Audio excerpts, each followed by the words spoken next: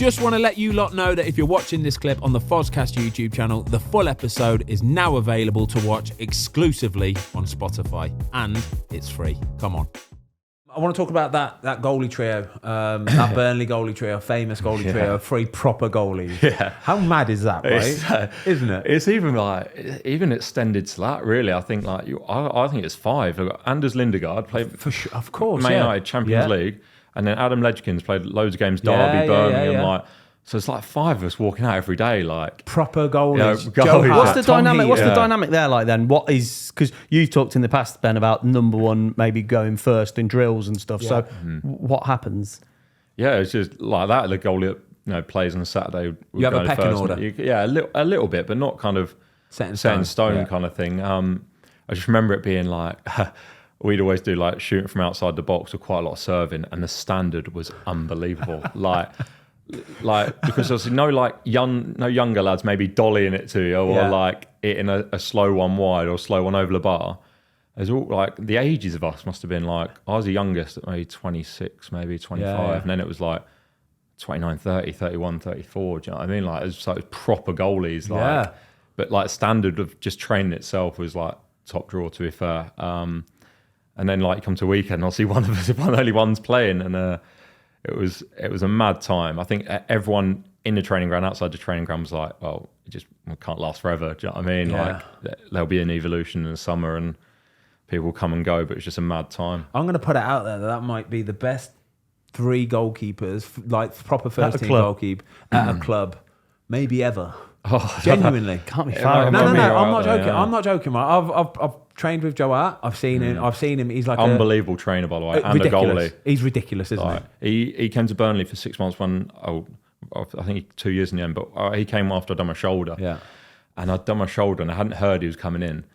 And I remember just walking in the canteen, and I seen him, and you're just like, oh no. What's he doing here? What's Joe Hart doing here? No, you genuinely didn't know. It's like, has he come for the day? Like, what is he here? Come to see you. Yeah, he just like, and then like, you see, because I've been out the training ground a lot, like, shoulder surgery, you can't do a lot, do you know what I mean? So I just like one of the days I was in, I was like, oh, what's he doing here? I was already trained with him in England do you get a few the months before. Like as if to say, why didn't anyone tell me? I think like, it's going to happen. Like I knew we were going to sign someone. Do you know what I mean? I just wasn't expecting like Joe Hart to walk 70 England caps or whatever. Yeah. So I was just like, and then like I'm staring down the barrel of like 5-6 months out injured anyway. So you're not really too much thinking about playing football at that point. You're more thinking about fucking like I had like nerve damage, so I couldn't like move my fingers. Oh. So like I was worried about trying to move my fingers, not like the fact that he's in the building. Genuinely couldn't feel like any. Yeah. So like one of my early exercises was like, touch your finger to your thumb, all of them.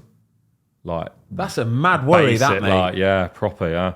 Whereas like, and I spoke to other people that had done, they're like, oh no, I didn't have that.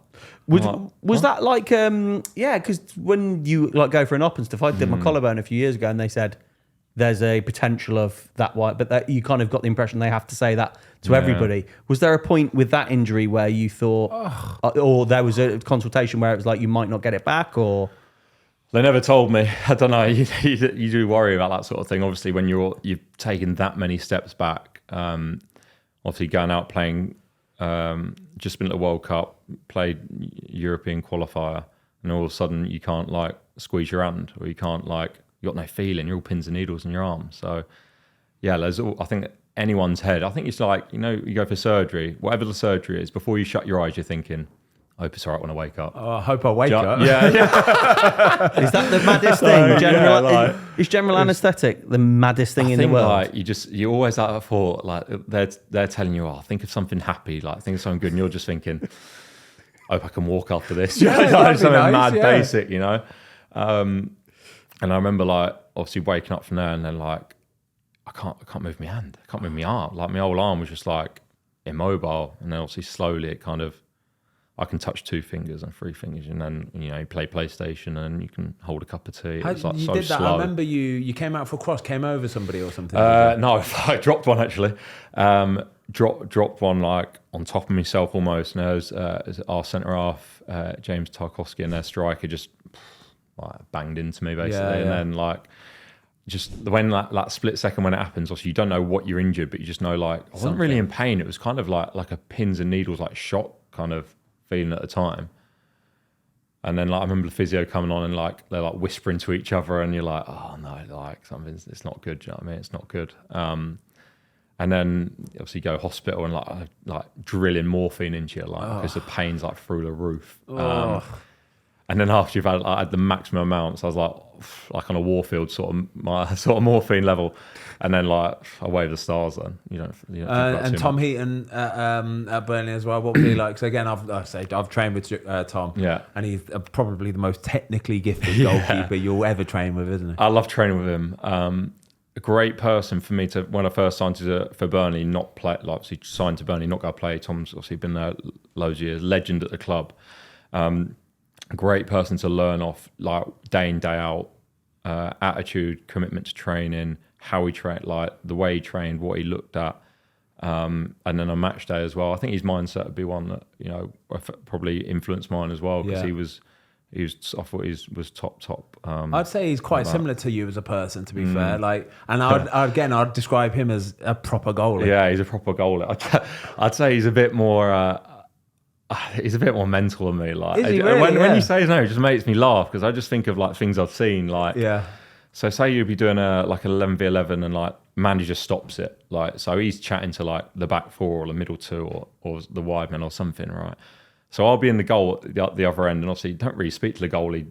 And when you're doing 11v11, it's like tactical. You don't really like speak to the goalie that much. And like Tom will be down the other end, and like he'd stand in the middle of his goal. I can just see this clear as day now, by the way. He'd take like 2 steps and spring to the top corner. There's no ball. No one's watching. He'd just dive in. He's just practicing his dive to the top corner. Come on. Like no one's around. That's not even a thing. It was amazing. Honestly, like have you ever seen anyone else do that? You've been with a lot of goalies. Have you seen anyone do that? I'm never diving if there's not a ball there. No chance, mate. No, he's diving full length. Like. Have you ever tried diving without a ball? It hurts, mate. It hurts so much, right? When you've got to catch the ball, you don't feel it. Yeah, your mind's on other things. But when there's no ball there, it actually hurts, mate. I never tried it. I watched him do it hundreds of times. Never tried it. Mate. And he'd do like other mad stuff as well. Like so, same sort of thing. He'd be all like left to his own devices, and he would like pretend a striker's running through and like come out and spread himself like as wide as possible and like slide into him and like it's like obviously visualization. Basically, yeah. But when you're not him and you're watching it from like 100 yards away, it's amazing. You must be thinking, looking at are you like just going, what is this guy doing? I was just smiling. Like I'm smiling now because I can see it so clearly because it was like most days, and like the other lads as well, so we'd cotton onto it and be like, look, he's at it again. He's at it again. Anybody else, you'd think you're a weirdo. And he probably is a weirdo, but he is like he's genuinely just one of the best blokes, isn't he? Yeah, he was a great one. Thanks everybody for watching. We hope you enjoyed this clip of the Fozcast. If you would like to watch the full episode, it is now available exclusively on Spotify for free.